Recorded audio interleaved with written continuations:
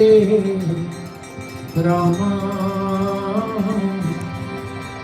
Rama Rama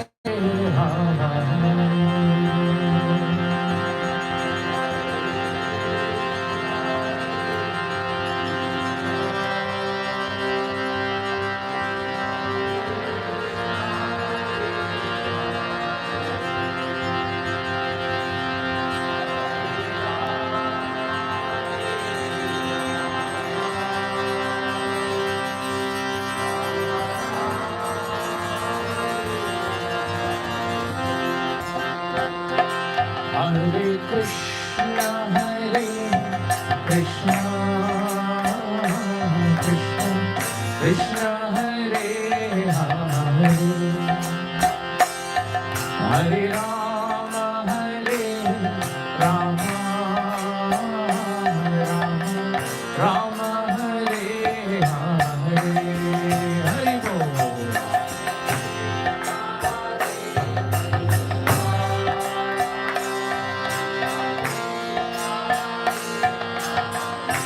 Jai Radha Damodara ji ki.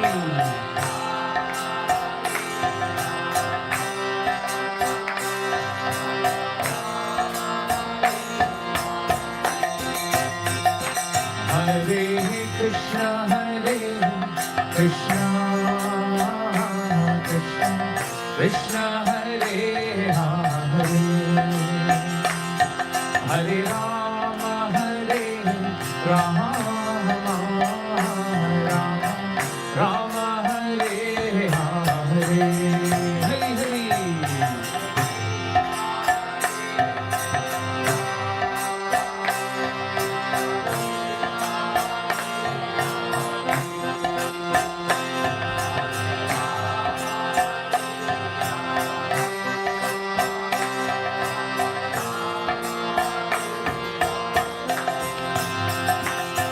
Hare Krishna, Hare Krishna, Krishna Krishna, Hare Hare, Hare Rama, Hare Rama, Rama Rama, Hare Hare.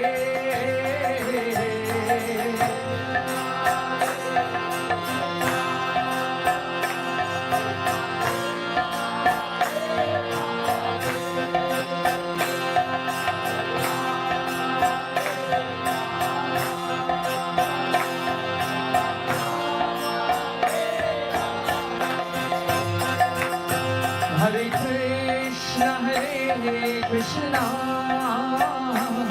Krishna Krishna, Hare Hare, Hare Rama, Hare Rama, Rama Rama, Hare Hare.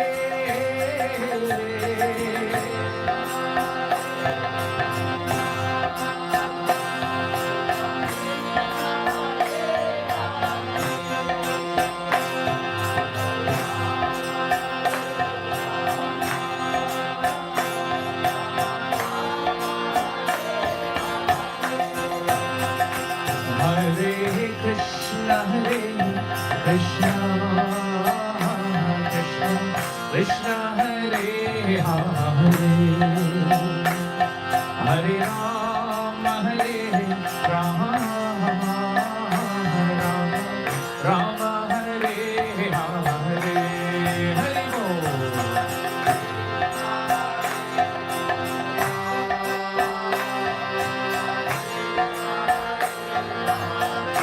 Jai Yashoda Mata ki.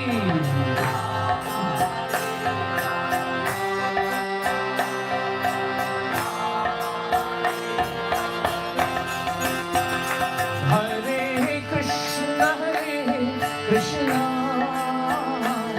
Krishna Krishna, Hare Hare, Hare Rama, Hare Rama, Rama Rama, Hare Hare.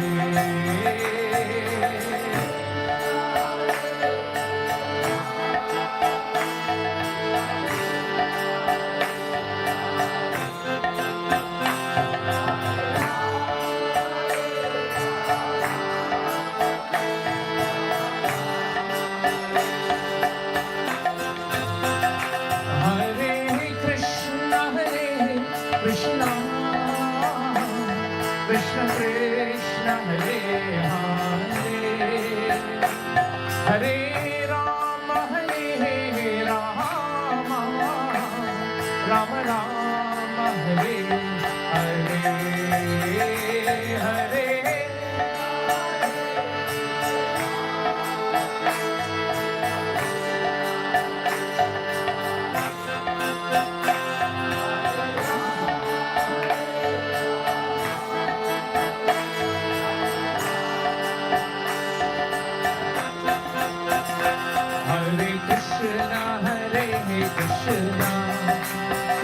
Krishna Krishna Hare Hare Hare Rama Rama Rama Hare Hare Hare Krishna Krishna Krishna Hare Hare Hare Bol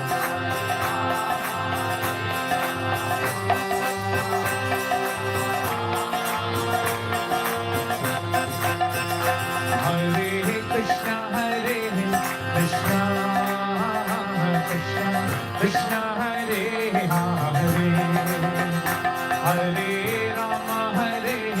Rama Rama Rama Hare Hare Hare Hare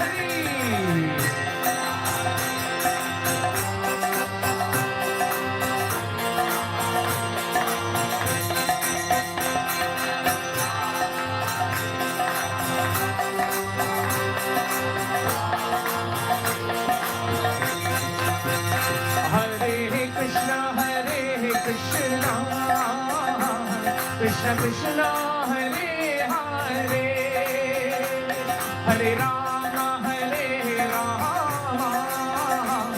Rama Rama Hare Hare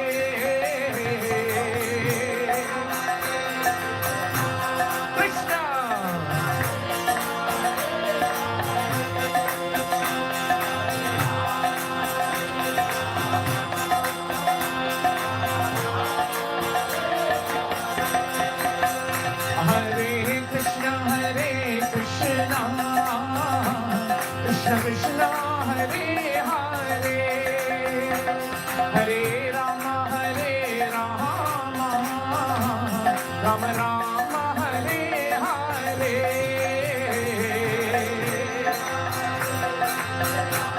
Jai Vrindavan Dham ki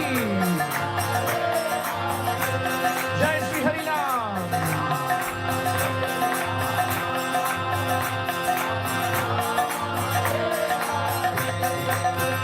Hare Krishna Krishna Krishna Hare Hare Hare Rama Rama Rama Hare Hare Hare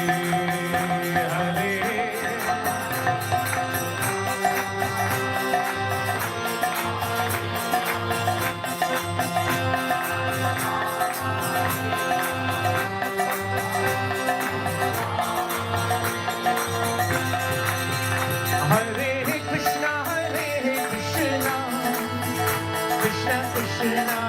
Hare Rama Rama Rama Hare Hare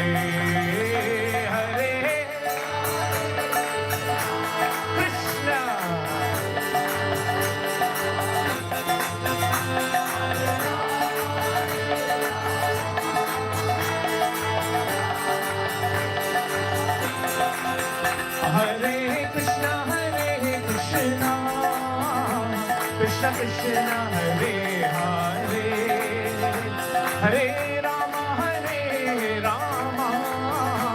Rama Rama Hare Hare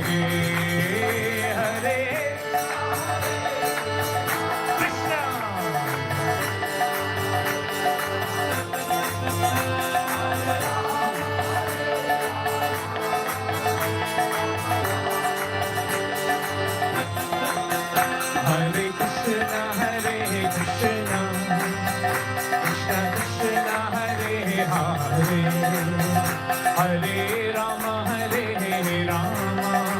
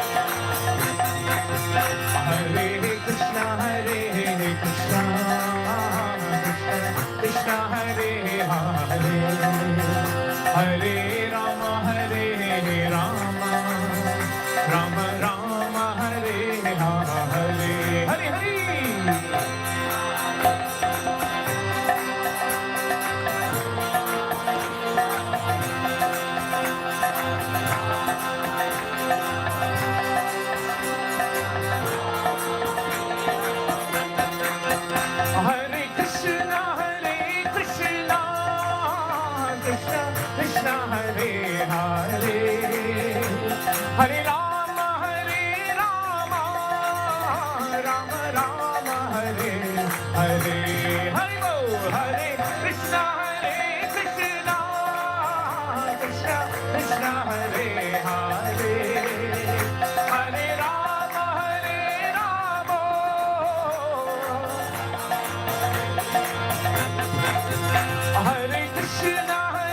Krishna, Krishna Krishna, Hare Hare, Hare Rama, Rama Hare Hare, Hare Krishna, Krishna Krishna, Hare Hare, Hare Rama, Rama Hare, Hare Krishna, Krishna Krishna, Hare Hare, Hare Rama, Rama Hare Hare.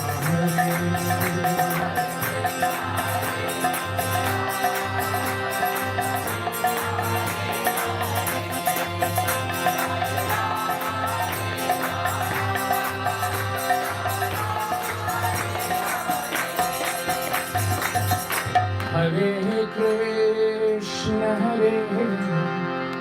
Krishna Krishna Krishna, Hare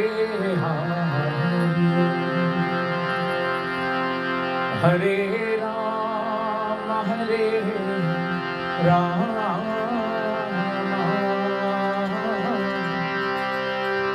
Rama Rama Hare Hare.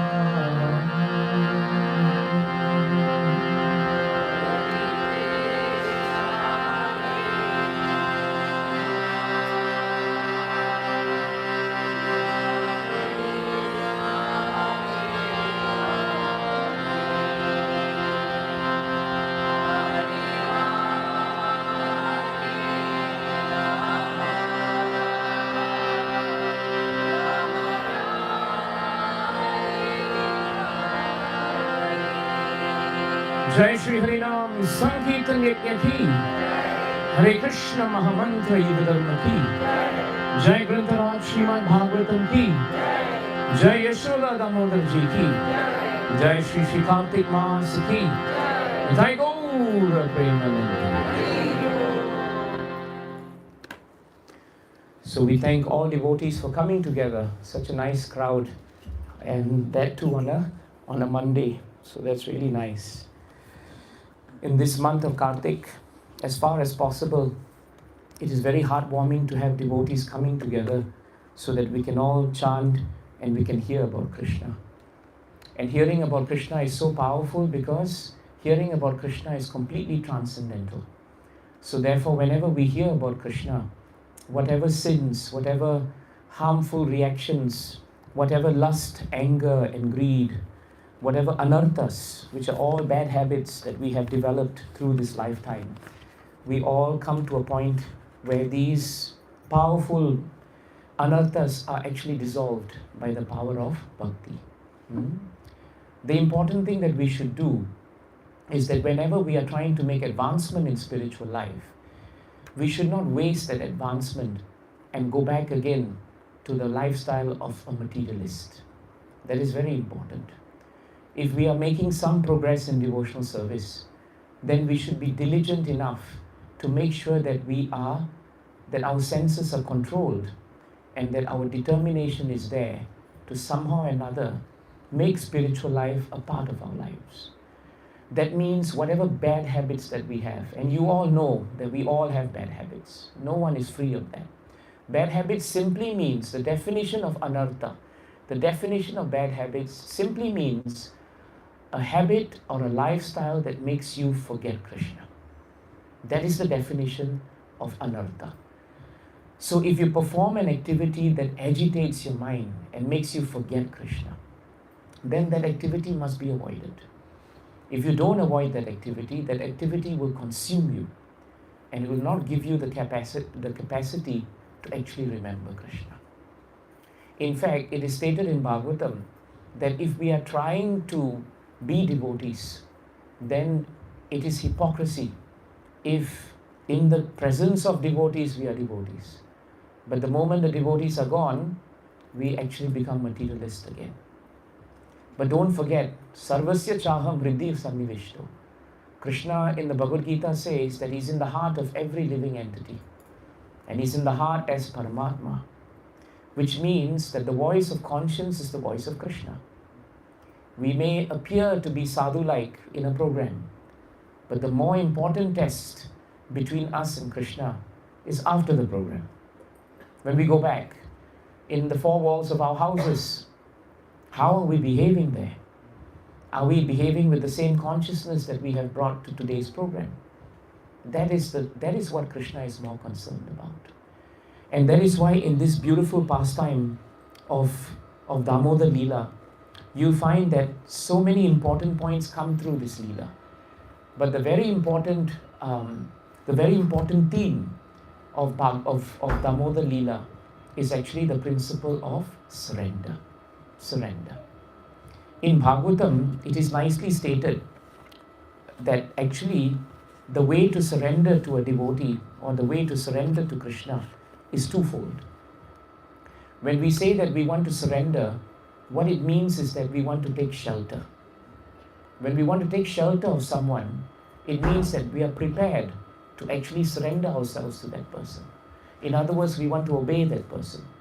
In other words, we want to be aligned with that person. That is why we take shelter of them. We also take shelter of someone if we trust them and we know that they are greater than us, wiser than us, and they have the experience to guide us. Which is why in devotional service, we surrender to the exalted devotees. We surrender to the advanced devotees. Because we know that they are very powerful. Why? Because they are always connected to Krishna. In the same way, all of us are encouraged to actually surrender to Krishna. Because the more we are surrendered to Krishna, the more peaceful we actually become. The residents of Vrindavan Dham are defined by their surrender. This is a very important point. They are defined by their surrender.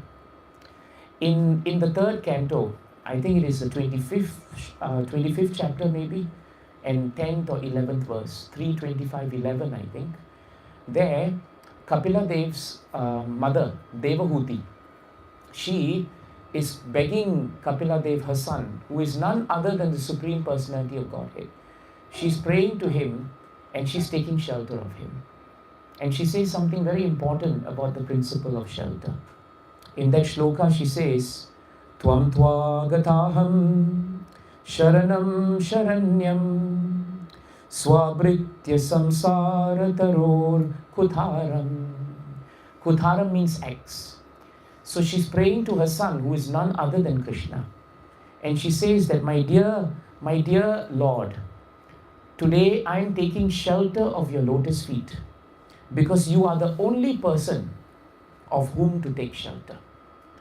There are two words there that are very important. One is the word sharanam. Sharanam means we are taking shelter. And you can only take shelter if you surrender. So therefore, the word shelter has within it the word surrender. If you are surrendered, you take shelter. If you are sheltered, you are surrendered. So, Mother Devahuti in 3:25:11, she says, Tvam tvagataham sharanam sharanyam. She says that you are my shelter, and you are not only my shelter, you are the one who is worthy of shelter. This is a very important point actually. Because if we really look at devotional service, there are two parts to it. Everyone by material constitution, we are always trying to serve somebody. Isn't it true? Husband serve wife, wife serves husband, children serve mothers and fathers. Like that, we are all trying to serve each other. And very often in this material world, we serve each other but with a material motive. We want something. Very, very seldom we are serving someone without asking for anything. Always there is some expectation. If I serve you, then I expect you to behave in a certain way to me. And if you don't, I become disappointed. But in the spiritual world, the devotee actually takes shelter of Krishna and surrenders to him because that service that the devotee renders is unconditional. There is no asking, there is no demanding. It is just purely unconditional love. And that love that is coming from a devotee to Krishna is known as unconditional. And that is why that kind of love is considered sharanam. When we surrender to Krishna, then we become very peaceful, very blissful, and very happy. Mother Yashoda, in this pastime, surrendered to Krishna. Think about it. She actually surrendered to Krishna because from the very beginning, on the day of Diwali when she woke up, what did she do? She immediately decided that she wanted to do something for Krishna.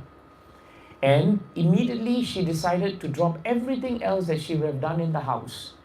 And she surrendered her time, she surrendered her energy, and she surrendered all her thoughts to Krishna. So she started churning butter because she knew Krishna would like butter. And therefore she was surrendered to what Krishna wanted. And that is surrender. And she knew that she should be surrendered to Krishna instead of anybody else, because Krishna is the only person who is worthy of shelter. That is the second word, known as Sharanyam. Sharanyam. So it's very important for us to understand these two words. When we take shelter of someone who is worthy of shelter, then that surrender becomes worthwhile. When we don't take shelter of someone who is worthy of shelter, then even though we may be performing some form of surrender, it is to the wrong person. That is the problem. If you look at Kamsa, for example, in Krishna Lila, all the demons were serving Kamsa. And while they were serving Kamsa, Hare Krishna Prabhu, while they were serving Kamsa, they were all surrendered to him. Putana, Vatsasura, Bakasura, all Kamsa had to do was to call them, and they would become extremely surrendered to him. And when they surrendered to him, they surrendered to Kamsa because in their hearts they thought Kamsa was worthy of shelter. So in their minds and hearts, Kamsa was Sharanyam, one who is worthy of shelter. But they could not realize that even though Kamsa was very powerful, he came under three very important ingredients of this material world. He was dictated by time, Kala. He was dictated by Guna, the three modes of material nature. And he was ultimately also dictated by karma, the effects of his actions, the reactions of his actions. So in the end, even though they took shelter of whom they thought was worthy of shelter, Kamsa eventually became killed by Krishna. And no matter how powerful Kamsa was, at the end he was no match for Krishna. And so all these demons had misplaced their shelter. The shelter was wrong, therefore the surrender was of no value. So Sharanam is very important, but Sharanyam is very important also. Because if we don't take shelter of one who is worthy of shelter, when that shelter moves, we will find we have no shelter. Then that surrender is useless. So therefore, what is the point of being surrendered to one who is also caught in the net of material existence?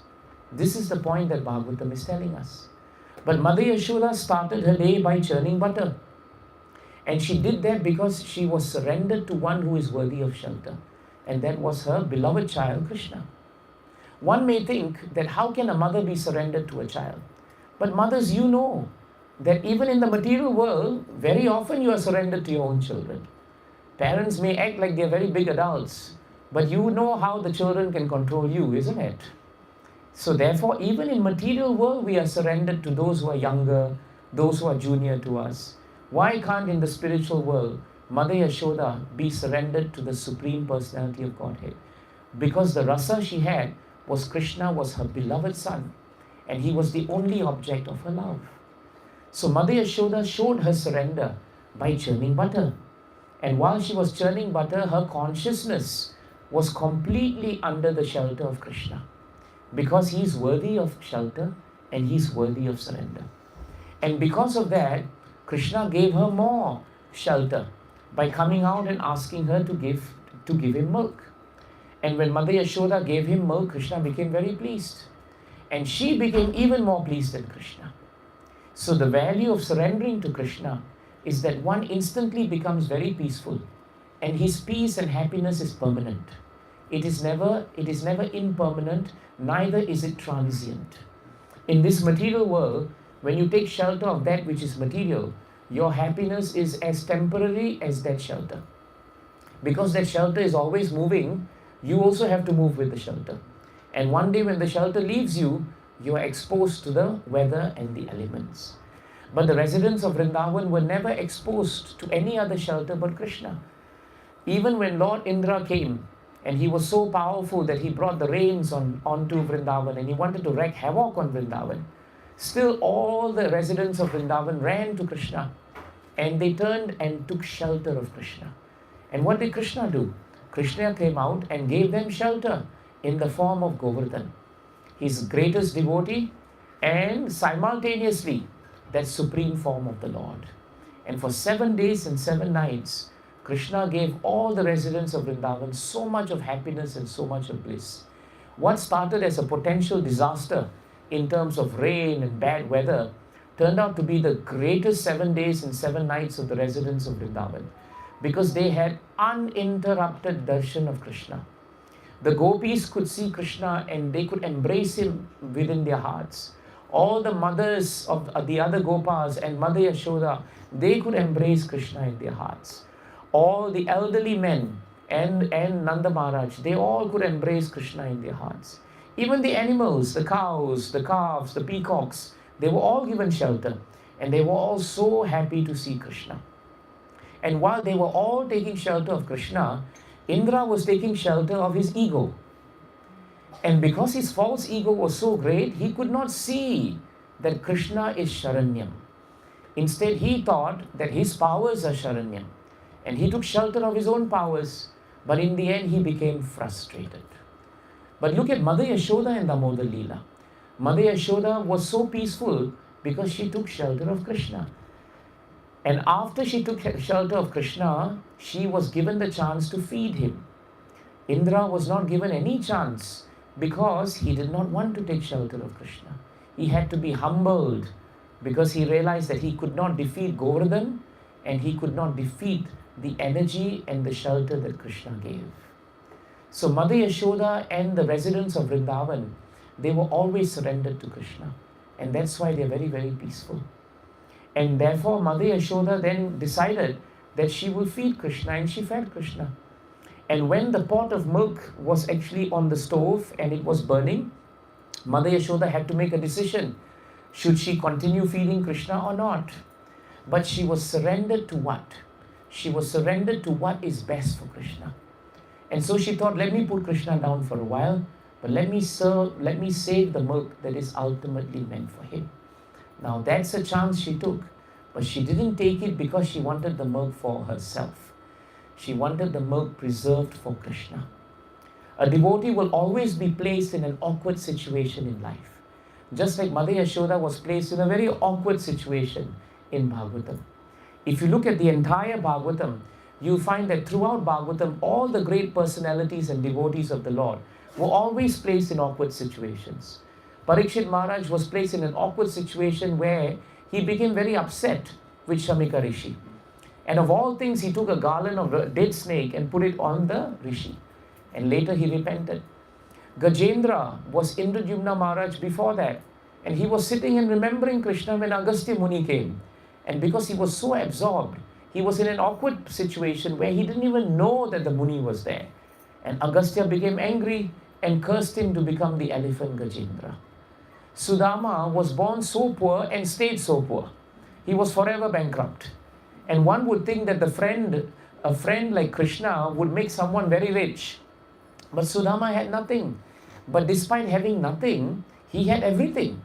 Because Krishna was his whole and his soul. So devotees are always put in awkward situations. But Srila Prabhupada writes, in all these awkward situations, the devotee always takes shelter of Krishna. Look at Bali Maharaj in the 8th canto. What an awkward situation. He had to deny his very Guru Sukracharya so that he could serve the Supreme Lord as Vamandev. And by doing so, he was cursed by Sukracharya that he will lose everything. And in the end, that loss of everything was the greatest shelter he had. Because that shelter was the shelter of the lotus feet of Krishna. taking everything away from Bali Maharaj, so that he had nothing except the shelter of Krishna. So you see, in whether it is Damodara Leela, whether it is in all the rest of Bhagavatam, devotees are always placed in awkward situation. And in this Damodara Leela, that awkward situation was, do I off and save the milk, get the milk from the stove, or do I just continue with Krishna? And in that situation, Mother Yashoda saved the milk. But when she came back, Krishna exhibited his transcendental anger, and he broke the pot, and the butter had flowed, and he ran away. And Mother Yashoda was thinking, today he may be my son, but tomorrow he'll become a thief. So this kind of delinquency is unacceptable. I have to take care of him and discipline him. And so Mother Yashoda, out of love, she ran to the storage room, and there she saw Krishna feeding the monkeys with so much of butter. More pots were broken in the room. Now, to Mother Yashoda, as I said yesterday, this was an ordinary act of mischief between her son Krishna and the monkeys. But she did not know that the monkeys were the Vanaras. And in any case, all the monkeys, the peacocks, the animals in Vrindavan, they were all attracted to Krishna, because Krishna is the source of their happiness. This is why we surrender to Krishna. Any foolish person in this world will never surrender to one who is incapable of giving him love and happiness. Even though we know that happiness is transitory, still we run after the happiness. But in Vrindavan, the residents know that the only source of happiness is Krishna. And therefore, they translate that happiness into their surrender to Krishna. You see the point? And therefore, all the monkeys, even though Krishna was serving them, they were equally serving him. They were giving him butter, he was giving them butter, and in that way there was an exchange of beautiful love.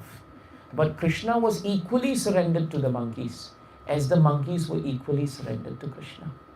That's why it is stated in 9:453 maybe, or 63. It is stated very nicely, Aham Bhakta Paradino, Hi Aswatantra Ivadvija, Sadhu Bhi Grasta Hridayo, Bhakta Bhakta Janapriyaha. Lord Vishnu tells Durvasa Muni that you must understand one thing about me and the devotees.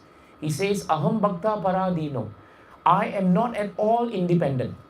Now this is a contradiction, because at the very start of Bhagavatam, in the first canto, first chapter, first shloka, Krishna says that he is Swarat. In other words, Shukadeva Goswami describes Krishna as completely independent, free to do anything he wants, anytime he wants. That is Krishna. But in the 9th canto, that position has changed. Because there, Lord Krishna himself in the form of Vishnu says, I am not at all independent. In fact, I am completely dependent on my devotees. Why? I'm completely dependent on my devotees because my devotees are prepared to give up anything and everything to serve me. You see the exchange? The devotees are completely dependent on Krishna. Therefore, they give up anything and everything at a moment's notice, and they will come. Today is a Monday evening. You have given up your Monday evening to come here. Why? Besides prasadam, which will come, you are hankering to hear about Krishna. This is surrender. And you are taking the right surrender, which is Sharanyam. Your Sharanam is also well placed in Sharanyam. Therefore, you are very perfectly equipoised and situated. So in the same way, the monkeys surrendered to Krishna, and Krishna also reciprocated by surrendering to the monkeys. And that's why that exchange of love between Krishna and the monkeys is a very deep love. It is a love of surrender and it is a love of taking shelter. Which is why Krishna says in 9:463 that I'm not independent because my devotees are very dependent on me, and therefore I'm also dependent on them. Then he says one last line in that verse. He says, Bhakta Bhakta Janapriyaha. He says that not only my devotees, but the devotees who follow my devotees, they also become very, very dear to me. This is the secret to our lives as devotees. We may not have the potency to be pure devotees, but Krishna's kindness is such that if we hold on tightly to the lotus feet of the devotees, if we take shelter of them, if we become inspired by them and serve them, then because they become pleased, Krishna also becomes pleased. This is very important. When Vibhishana crossed over with 4 Rakshasas, he was alone with 4 Rakshasas. And when he crossed over from Lanka all the way to the mainland, he was grilled and interrogated by Hanuman, Sugriva and gang. And for hours and hours, they refused to believe that he had come to take shelter of Lord Ram. Until Lord Ram himself had to come out and said, Vibhishana is my devotee. Now let him be. And he is surrendered to me. Now after so much of difficulty, Sugriva and Hanumanji then allowed Vibhishana to enter. And when Vibhishana entered after much difficulty, the 4 Rakshasas were remaining. And Hanumanji said, what about 4 of you? What is your story? And they just said, we are with him. That's all, we are with him. And the moment Hanumanji heard that they are with him, then he said, oh, all right, if you are with him, he has passed the test with Lord Ram, you can definitely enter. They had no interrogation, they had no difficulty because of the principle of bhakti bhakta jana priyaha. So therefore, those who are actually following the lotus feet of Yashoda Mai and the residents of Vrindavan, that is how we get windows into the spiritual world. And that is why the Vanaras or the monkeys in that Leela descended in Vrindavan. And that is why they are there in this pastime. So then Mother Yashoda saw this exchange. But the monkeys who were very, very happy with Krishna and very surrendered to serving him and being served by him, they vanished, leaving only Mother Yashoda with Krishna. And Bhagavatam tells us that the moment Mother Yashoda saw Krishna and Krishna saw Mother Yashoda, he became fearful of her. And you all know in Bhagavatam, Kunti Mata says this point, as I stated last time, that fear personified is fearful of Krishna, and yet Krishna is fearful of his mother. Why? Because Krishna took Mother Yashoda as his whole and soul. She was his shelter. She was his Sharanam, and she was his Sharanyam. This is the great exchange that happens only in Vrindavan between devotees and the Lord and the devotees. And so Mother Yashoda then decided, I have to discipline Krishna. Krishna jumped off from the motor and he started running. And Mother Yashoda ran and ran and ran after him. But she couldn't catch him. Because for a while she thought, I have the capacity to catch Krishna. And as long as we think we have the capacity to catch Krishna, Krishna is uncatchable. But the moment Mother Yashoda decided, I cannot catch Krishna, at that moment she became surrendered. This is a very important principle in bhakti. When a devotee realizes genuinely that he or she is helpless without the Lord's mercy, at that point true surrender begins. That is the turning point in a devotee's increase of faith and increase of surrender to the Lord. And that is the turning point when Mother Yashoda surrendered to Krishna and said, Krishna, I can't catch you. Kindly now stop so that I can catch you. With all humility, the value here is humility. Mother Yashoda displayed so much humility, something that's very difficult in this material world. When we cannot get something, we become frustrated. And sometimes we are embarrassed because our pride is hurt. And instead of becoming humble and admitting that we are helpless, we become even more charged up and more proud. This is demonic tendency. But the devotees in Vrindavan don't have an inch of demonic tendency. Mother Yashoda was the mother, and yet she was ready to say to Krishna, I surrender to you. When Krishna heard such loving words of surrender from Mother Yashoda, what did he do? He stopped running. And in stopping his running, he surrendered to her. He reciprocated and he surrendered to her. And this is the greatness of Mother Yashoda's love for Krishna. It bound him. It bound him in such a way that he had to stop. And then Mother Yashoda said, now that you have stopped, she did not want to harm the child because he was the object of her love. And she saw that he was crying and he was in difficulty. And therefore she thought immediately that I don't want to make Krishna suffer further. This is the love and compassion that a devotee has. And so Mother Yashoda decided, let me tie Krishna. Now in her heart she thought that she was tying Krishna because in her mind Krishna by his yoga maya potency always gave Mother Yashoda the mood that she is mother and my little boy is helpless and he's Krishna. So at that point of time, she thought, surely I can tie Krishna. But then when she tried to tie Krishna, she could not, because the ropes never fitted. They were always 2 inches short or 2 fingers short. And no matter how much endeavor she put, she could not bind Krishna. And this is an important principle for us. We may put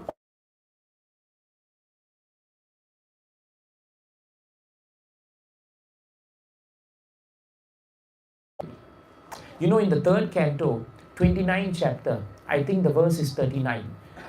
At the end of Brahmaji's long, heartfelt prayers for creative energy, he prayed to Krishna for creative energy. Krishna then replied to Brahmaji, and he tells him something very important. He tells him, Brahma, please know one thing. All your tapasya, all your penance, even your prayers that you have chanted to me, even the prayers you have just chanted to me, they are all due to my mercy. In other words, even the prayers that we are chanting and we think, oh, I'm learning all these prayers, I can chant these prayers. Even these prayers cannot be chanted if Krishna doesn't give us the power of remembrance. Isn't it true? In 15:15 of Bhagavad Gita, Krishna says, I am the power of remembrance, I am also the power of forgetfulness. Have you been in exams, especially children here, where suddenly you are blanked out and you thought, I studied very well and I can't remember? It happens. Sometimes devotees tell me, Prabhu, I prepared for class 6 days. I was preparing, shloka here, shloka there. The moment I looked at the audience, everything went blank. Can't remember anything. That is Krishna. Krishna can revoke memory and he can give you memory. So Brahmaji was told, and it's a very humbling experience, Brahma, you chanted very nicely, but I've got news for you. All your chanting and all these shlokas, by the way, they're all my mercy. Nothing to do with you. And in that way, Brahma did not become angry. Kamsa would become very angry. But Brahma is a devotee. Brahma became very pleased when he heard that, because he realized how sheltered he was by the Lord. When you realize that without Krishna's mercy you cannot perform anything, what do you feel? You feel very sheltered actually. You feel Sharanyam. How sheltered I am that despite all my inability and all my incapacity, Krishna is giving me some capacity. How sheltered you must feel. This is the mood. Like a disabled person has no ability to move. But if someone is always there moving him, how grateful that person is to that person. Because he recognizes and accepts his disability. A devotee always accepts that he is not up to the mark. A devotee always accepts that on his own he is incapable of greatness. Yashoda Mata accepted that she could not catch Krishna. Krishna was caught. Now she accepted again that Krishna, I cannot bind you. So you please allow yourself to be bound. And when Krishna heard that, and when he heard her surrender to one who is truly worthy of surrender, Sharanam and Sharanyam, then Krishna allowed himself to be actually bound. And in allowing himself to be bound, the Acharyas tell us that he took shelter of his mother, Sharanyam, and he became surrendered to his mother, Sharanam. This is how the reciprocation between the Lord and his devotees. The demons can never understand this, because for them the concept of surrender is completely alien. Why? Because they believe they are the doers. They forget the first rule, prakate kriyamanani, right? They forget that we are not the doers. So devotees, it's so important in Damodara Leela for us to remember one principle, that actually we cannot be the doers. Because nothing can move, not a single thing in this world can move if Krishna doesn't sanction it. Mother Yashoda would never have been able to catch Krishna if he did not sanction. Mother Yashoda would never have been able to bind him if he did not sanction. And that's why the 2 inches are so important in this Leela, because they indicate the principle of surrender. When we surrender to someone, what do? Surrender is an active principle. It means we endeavor. That is why the first rope, the first inch, is to endeavor. When we endeavor, we surrender. When we sit back and say, oh, I don't want to surrender, there is no endeavor. Endeavor always brings us to the point of surrender. And the second rope is, the second inch is The moment a living entity endeavors to surrender, the Lord will reciprocate with His mercy. And that mercy is Sharanyam. He will give the soothing shelter of Govardhan Hill.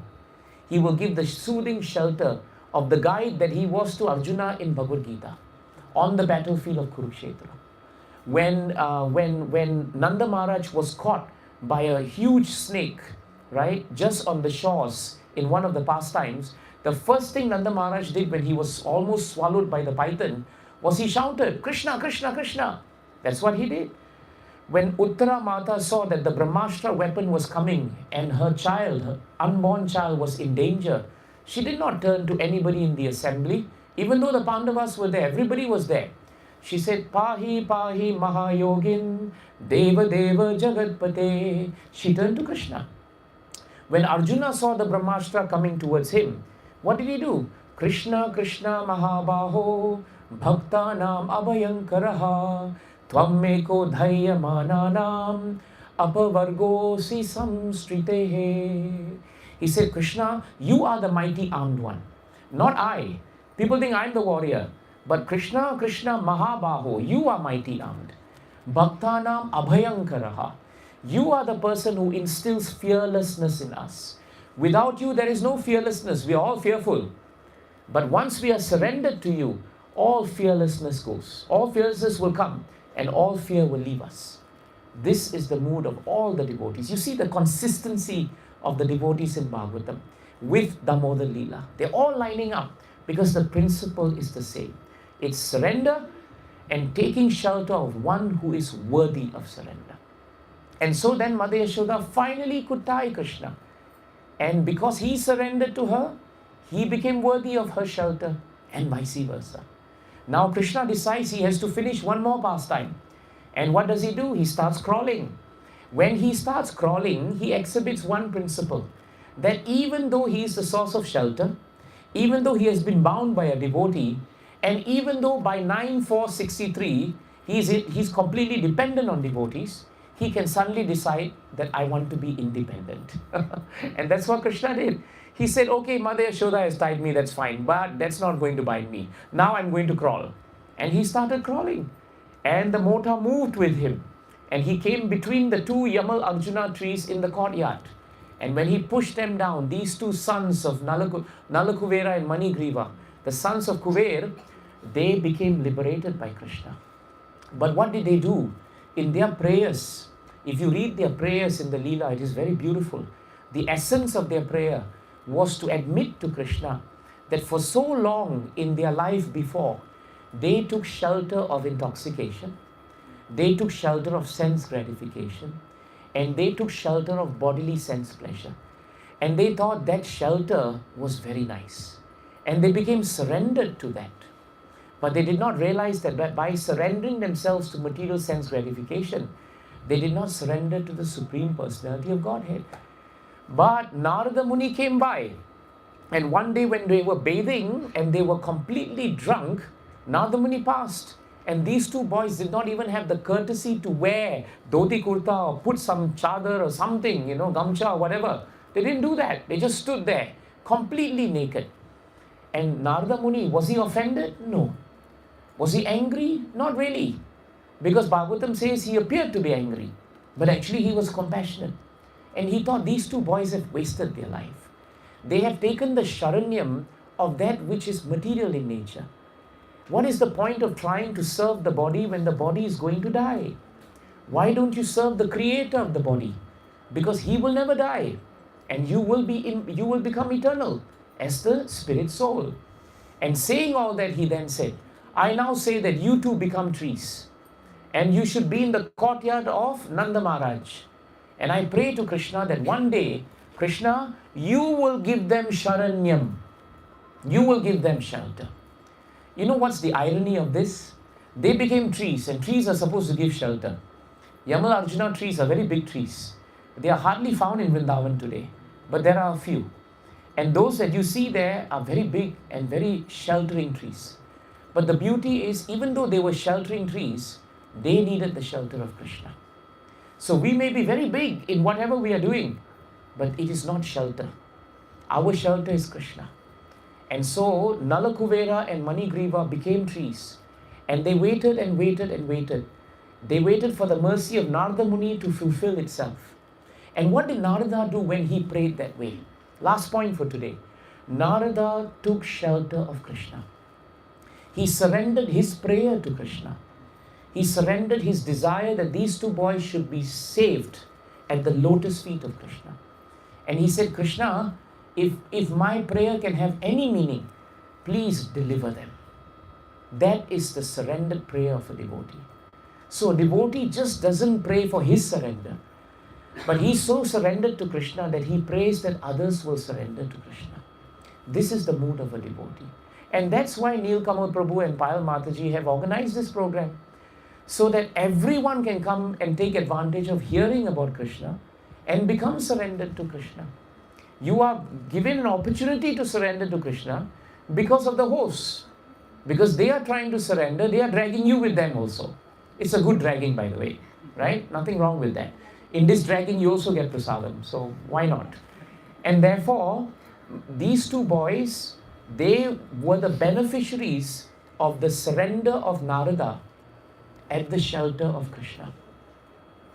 At the shelter of Krishna. Sharanam and Sharanyam. So you see, throughout this entire pastime, the principle of Sharanam and Sharanyam is wonderfully shown in this Leela. And that is why this Leela is so special to us. Our take back should be that we should seriously contemplate on what it means to surrender to Krishna. That's very important.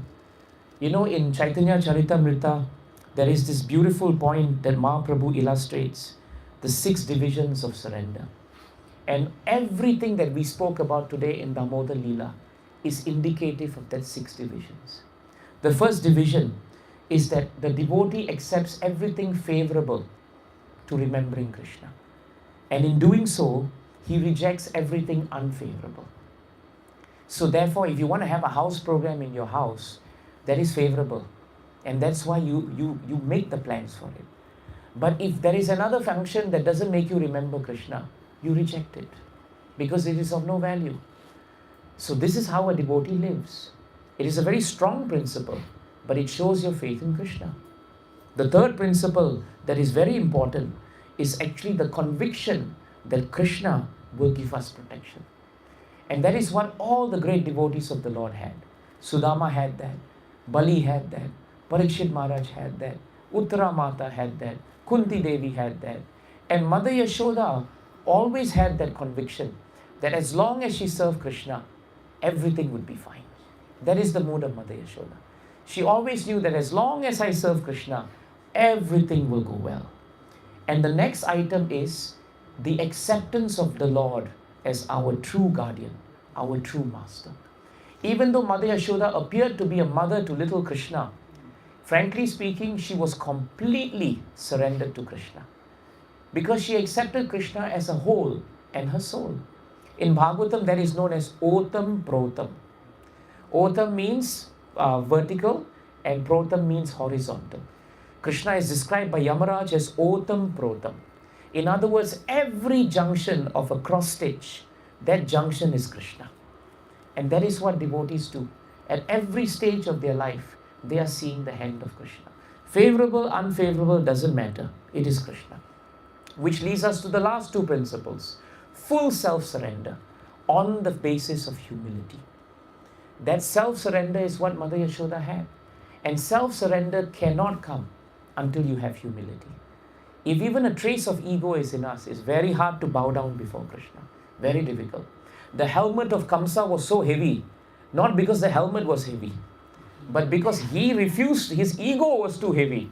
Otherwise, he could have taken the helmet and bowed to Krishna. But he didn't. And because his helmet was too heavy because of his ego, ultimately the helmet was gone.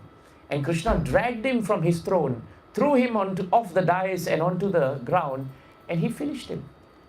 So therefore, Mother Yashoda and the residents of Vrindavan, they led a very simple life. But their life was very rich because they had Krishna as the point of surrender, and they had Krishna as their object of surrender, and they had Krishna as Sharanyam. one who is worthy of surrender. Jai Grantaraj Srimad Bhagavatam ki. Jai Shla Prabhupada ki. Jai Gaur Premanande. So actually in this Damodara Leela, there are so many principles. You can take a class for each principle. Today we just spoke on surrender. Tomorrow we could speak on something else, on the same Leela. Because the Leela is eternal. It is like an ocean. And everywhere you dive, it is a different experience. And yet every experience that you take from the Leela is whole. It is never partial, it is always complete. Are there any questions, any realizations? Yes, Mataji. So, one point which you made is that when the devotees are surrendering, it is unconditional. Yes. But is it truly unconditional? Because what happens is that every one of them genuinely had a situation where they felt that, okay, this is it, I can't handle it anymore. The only person who can save me is Krishna. So there is a conditional thing. For example, when in our lives we go through a situation, and not to compare ourselves to Kunti Mata, Devakinandan. Yes. But when we go through a situation and when we try our best, because Krishna says that you have to put your 100% in doing it the right way. Yes. But after a point when we feel that we've tried everything, exhausted all the options, and then we say that, okay, the rope of my life is in your hand and you have to handle it, Dinanath. But then we are doing that, then we have in our back of our mind that we want Krishna to solve it. That is the difference. When a devotee thinks that he wants Krishna to solve it, that's not unconditional. What these devotees did, Mataji, was when they surrendered to Krishna at a point of difficulty or no difficulty, they surrendered the outcome of whatever would happen to Krishna. That's the difference. You are speaking of a situation where someone turns to Krishna and says, Krishna, I'm helpless, you have to help me. But the devotees never turn to Krishna because of that. They turn to Krishna to say, Krishna, you are the only source of my shelter. And they don't try everything and then come to Krishna. From the very start, they are only with Krishna. And their prayer to Krishna is, you do with me as you please. If you think that I am to be subjected to difficulty, then so be it. But if you think that I should be saved, then so be it. That is the difference. So that was the mood of Draupadi. Yes, that was the mood of Draupadi. Very often people forget, if you read Mahabharata, Draupadi Mata's prayer to Krishna was not that, Krishna, you have to save me from this difficulty. No. Draupadi's prayer to Krishna was, Krishna, you are the whole and soul. You are the sustainer of the universe. You do with me as you would please. I am under your shelter, my Lord. That is the prayer of Draupadi. What you hear today is a reflection of people's ideas and people's concept of what Draupadi would have said. Because they have no concept of the idea of unconditional love. When Arjuna got off the chariot and the Brahmastra was coming, he had a duty to counteract the Brahmastra. That was his dharma, to counteract it. But he also knew that without the potency of Krishna, he would not have the potency to counteract it. So he turns correctly to Krishna and says, Krishna, you are the source of my potency. And therefore I offer my prayers to you.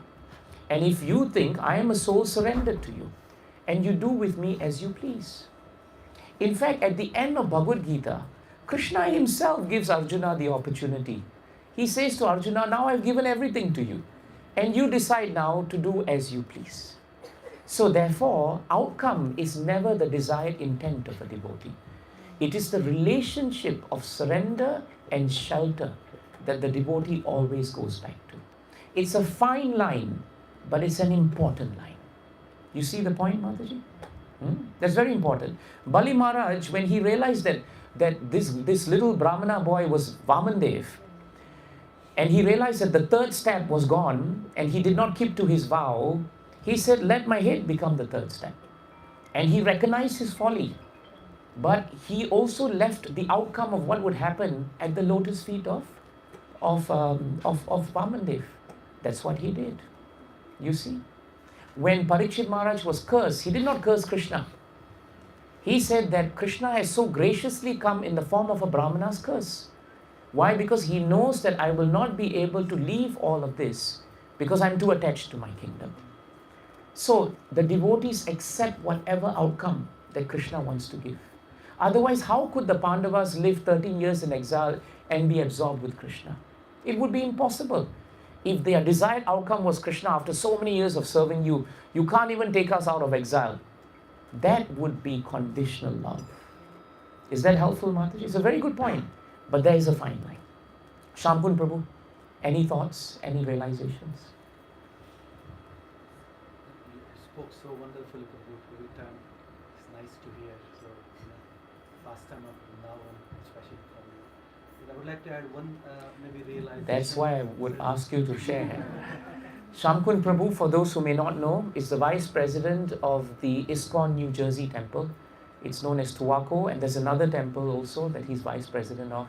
I had the good fortune of meeting him and having his sadhu sangha in New Jersey when I went there. And we are fortunate that he's coming through Singapore. And yesterday also he joined us for a program, and he had so much nice realizations, which is why I just jumped on him now and asked him, please say your realizations. No, Prabhu. You explained so many beautiful pastimes of Vrindavan, especially Damodara. They are so sweet. So, like I was thinking, like these pastimes are so sweet because Vrindavan is such a special place where Krishna doesn't want to show that he's God. Exactly. He wants to hide his godhood. Yes. And that's why he wants, and because of that, he can do all these sweet pastimes like Damodara. Yes. And Satyavat Muni, in the third verse of this Damodara Stakam, he says that by doing these such pastimes, the only reason he's doing is because he wants to nimanjantam, means he wants to drown the inhabitants of Gokul in the ecstasy, Ananda Kunda, right? Yes. So that's the beauty of this Damodar Leela. Yeah. So Krishna wants to hide. So now one might ask, can everyone participate in this Leela? Yes. No, and Satyavat Muni says, no, this is a very exclusive special club. Yes. Only few people can, only certain qualified people can participate and make this Leela very special. Yes. And those who are there, so he says that Iti Darshu Silabhya Ananda Kunde Sogoshana, then he says that even if you are a devotee, but if you have a knowledge of Krishna's supremacy, then you can't join it. You can't. He's not even talking about the materialistic or karmis or something. Yes. So even a devotee, Even if he has a knowledge of Krishna as a supreme, Yes. then you can't join. Yes. Because of that, Krishna can do all these beautiful pastimes from Vrindavan. Absolutely. And you explained it so sweetly. And all these devotees who have been given the chance to be part of Krishna's Leela, they are really exalted. Yes. They have really earned it in that sense because of their unconditional love for Krishna. Thank you so much, Prabhu. That's a really nice point. So Vrindavan Dham is very, very special. And if we want to even enter into the glories of Vrindavan Dham, the best way for us to do so is to respectfully serve the devotees. In that way, if Krishna wants, like this, in this assembly, at least we can relish some part of Vrindavan Dham. That is really nice, Prabhu. Thank you, Prabhuji, for that. Anything else from the devotees? Yes. Hare Krishna. Hare Krishna. I'm just a bit confused about Yashoda Maya's surrender to Krishna. Okay. Because you compare it to a mother's love to her child and her surrender to her child. And since Yashoda Maya was also under the influence of Yoga Maya, Yes. wouldn't she also, like a normal mother, surrender to Krishna? So what makes her surrender different from a normal mother's surrender to her child? Is it just because Krishna is Krishna, or is it also because from her side? Very good question. Very good question. There are two levels to that. The first level is the word Sharanyam. So your first point is correct. When you surrender to that Supreme Personality of Godhead, then that surrender is complete. It is absolute. If you surrender to anything else which is temporary, even though it is wonderful in this material world, it will not last and it is temporary. It is subject to material nature. And therefore that surrender is never superior. And very often that surrender is also conditional.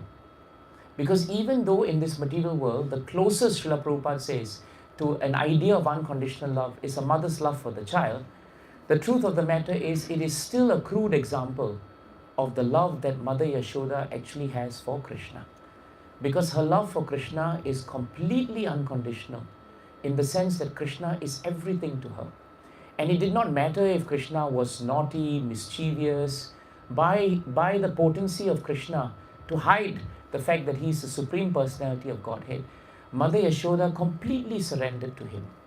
And therefore, there was nothing in her heart where there was a mood of expectation, a mood that something would come from this. Unfortunately, in this material world, whether we like it or not, eventually at some point, we do expect some reciprocation. It's natural. Your mother will be nice to you and she would take care of you, but at some point, I think she will hope that you take care of her, right? And that's an expectation. And that's why Prabhupada says the closest is mother's love for child, but that's the closest. It is never going to be of the value of Vrindavan. So therefore, Mother Yashoda's love for Krishna is exalted because, as Prabhu pointed out, she was in the mood not of seeing Krishna as God. We may think that, oh, Krishna is a little boy, but that's a very different feeling from what Mother Yashoda felt. Our mood is sentimental. Our mood is sometimes degrading Krishna's position. But there in Vrindavan, every devotee's love for Krishna was so full that Krishna reciprocated as if he was really the child of Mother Yashoda. Is that helpful for you? It's a very good question. Thank you very much. Now I think we should sing Damodara Ashtakam and relish this pastime in our hearts and offer the lambs to Krishna. Our prayer should be that somehow or another, Krishna, let me always serve you, let me always serve your devotees. And please, after this program, we invite all of you to go home and continue lighting lamps in your house. Call your friends and speak about this Leela. You don't need half an hour to speak, even 10 minutes you can speak. And Nilkamal Prabhu, I think we have books, right? We have wonderful books which are at the clubhouse where you will have prasadam. Bhagavad Gita, Krishna book, the source of all that we speak is actually coming from Srila Prabhupada's books and the Sastras. Please, I encourage you to buy them. If you have them, buy them for a friend and give it to them, and their hearts will change actually. So let's chant. Oh, okay, we have copies.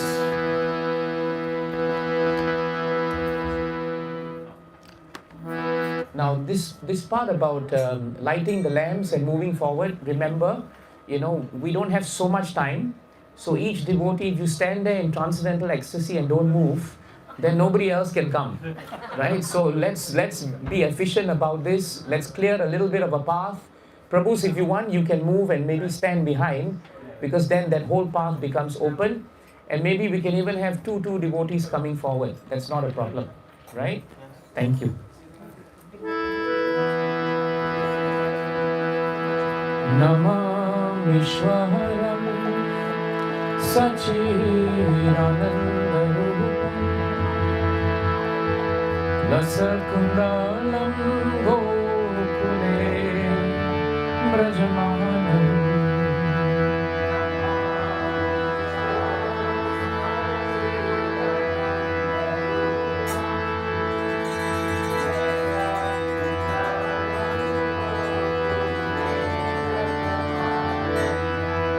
Yashoda Viyolu Kaladhava Maharam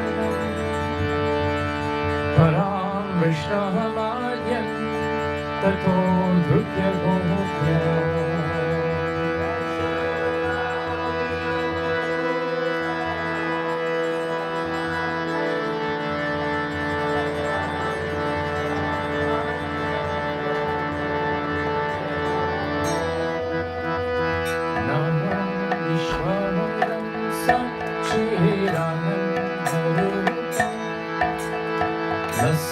Kundalam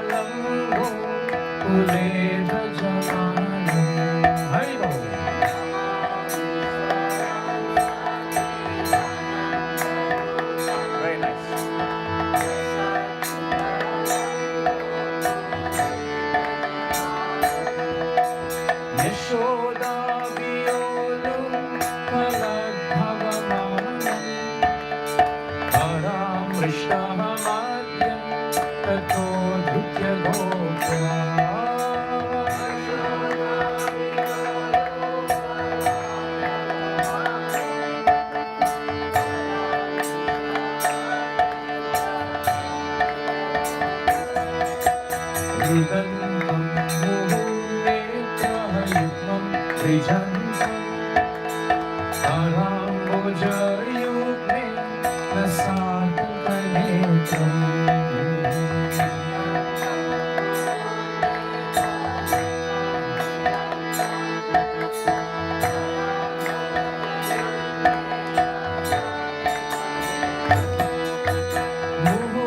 मुहुश्वासकम्पा त्रिरेखाककन्ता स्थितदैवं दामोदरं भक्तिभाजम्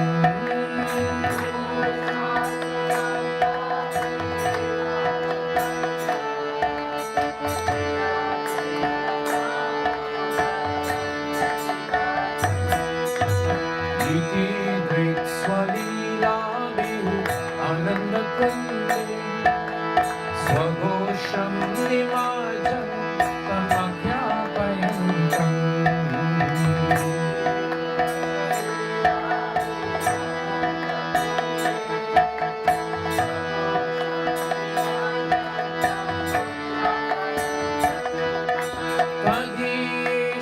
तदीशितानेषु भक्तैर्जितातु पुनः प्रेमहतस्तं सदा वृत्तिवन्दे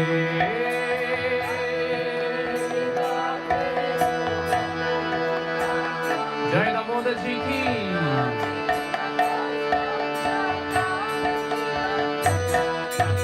अहं देवं मोक्षं मोक्षवदिं न चान्यं कृणेऽहं परेशानप्रियः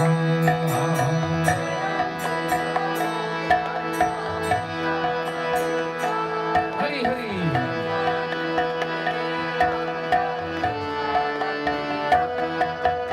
इदं तेव पूर्णाथ गोपालबालं सदा मे मनस्या विरास्तां मन्ये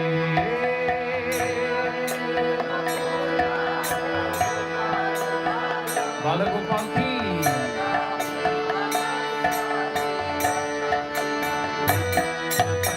इदं ते मुखाम्बोजम् अत्यन्तनीयम् कृतं कुन्तले स्निग्धरक्तैश्च गोप्याः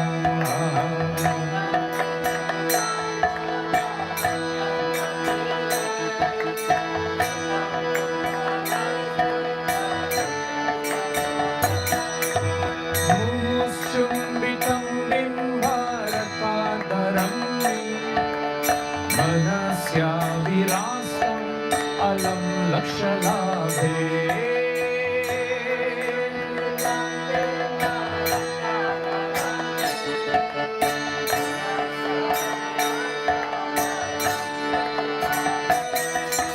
नमो देवादामोदर अनन्तविष्णु प्रसीद प्रभो दुःखजलाब्धिमाग्ने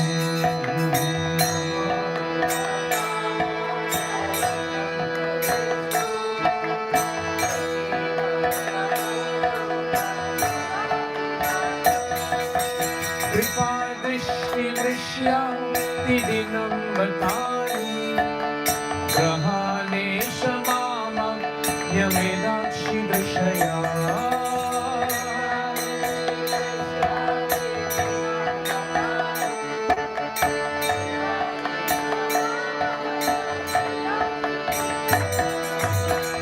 कुबेरात्मजौ बद्धमुद्यैव यज्ञं मया मोक्षितौ भक्तिभजकृतौ च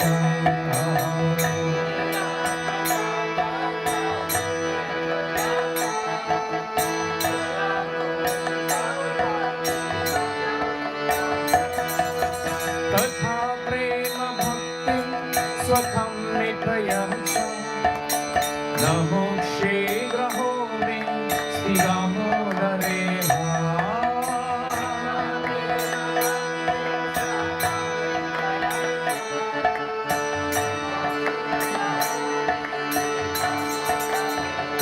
तथा प्रेम भक्तिं स्वकं मे प्रयच्छ न मोक्षे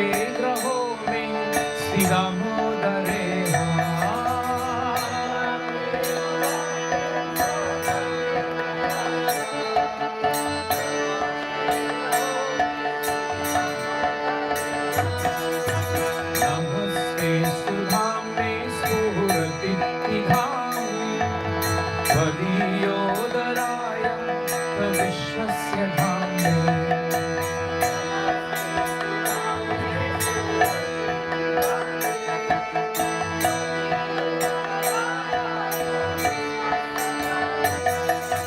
नमो राधिकाय त्वदीया प्रियाय नमो नन्दलीलाय देवाय तुभ्यम्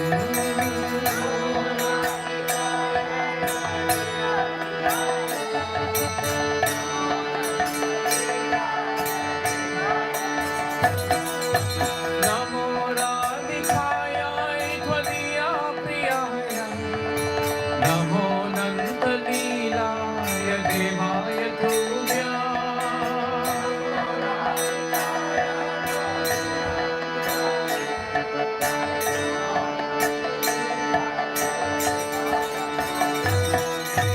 नमो राधिकाय त्वदीया प्रियाय नमो नन्दलीलाय देवाय तुभ्यम्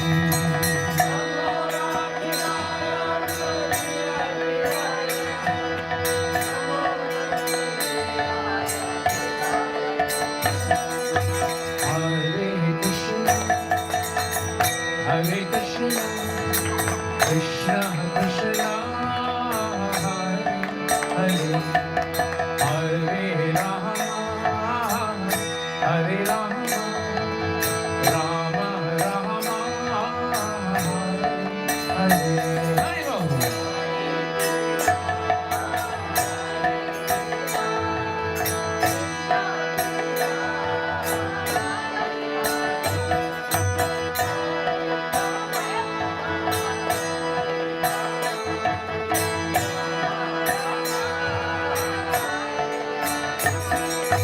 Hare Krishna, Hare Krishna, Krishna Krishna, Hare Hare, Hare Rama, Hare Rama, Rama Rama, Hare Hare.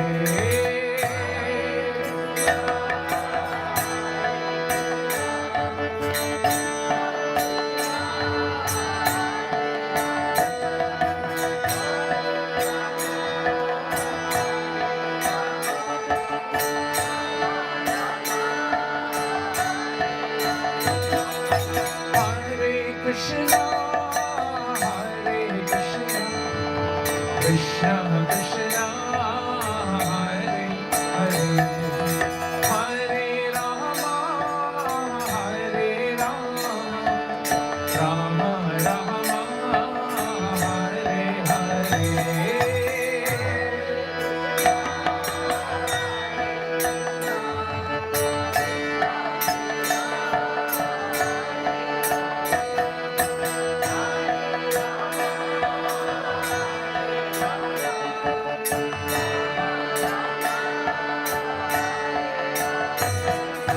Hare Krishna, Hare Krishna, Krishna Krishna, Hare Hare, Hare Rama, Hare Rama, Rama Rama, Hare Hare.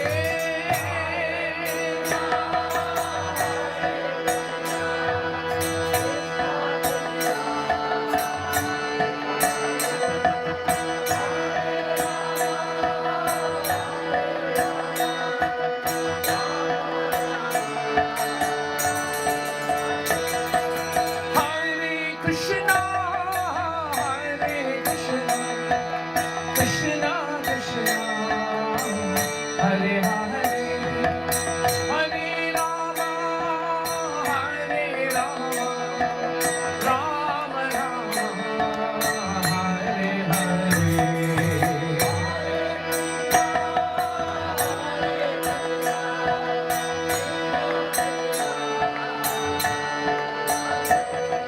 Hare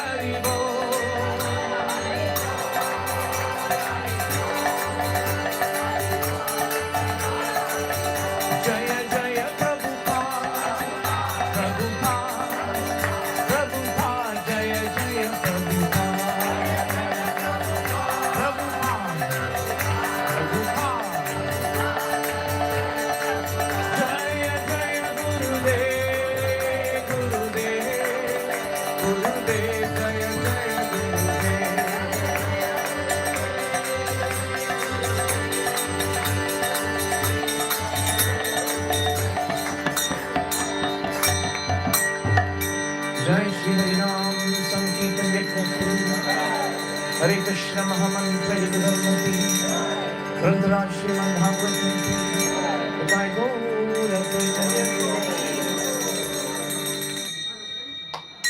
Newcomer Prabhu and Mataji, I hope your neighbors don't come down on you. That's fine. You sure? If they come now, that's fine. All right. Just as long as you can continue your programs. I'm telling everybody in your house program.